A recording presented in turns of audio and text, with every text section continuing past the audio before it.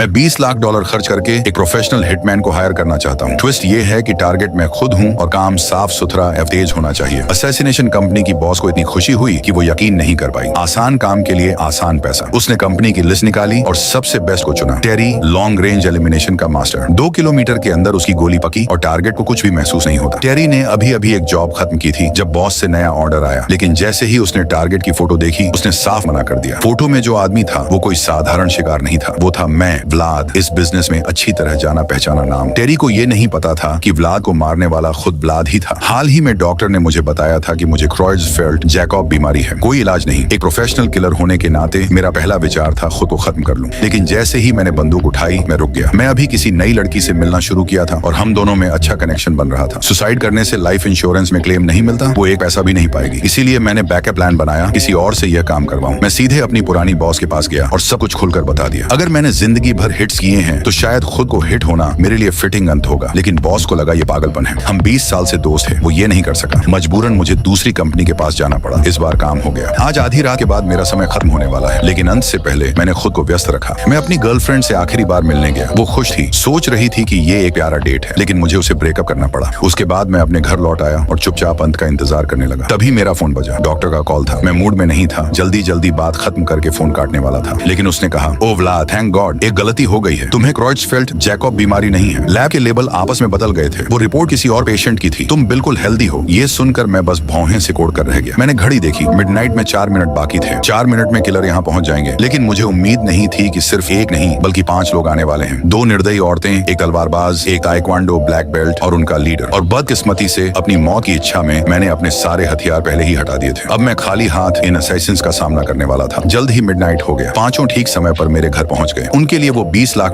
पका था। नंबर में कम होने के बावजूद मैंने उनसे आमने सामने भिड़ने की बजाय छिप कर रहने का फैसला किया और उन्हें अपने पास आने दिया। सबसे पहले मुझे ताइक्वांडो ब्लैक बेल्ट वाला मिला। ज्यादातर लोगों के लिए वो खतरनाक होता, लेकिन मेरे लिए बच्चों का खेल था। मैंने उसे ज्यादा मेहनत किए बिना बाहर फेंक दिया। अगली थी कुल्हाड़ी वाली औरत, मीठी दिखने वाली लेकिन बेहद खतरनाक।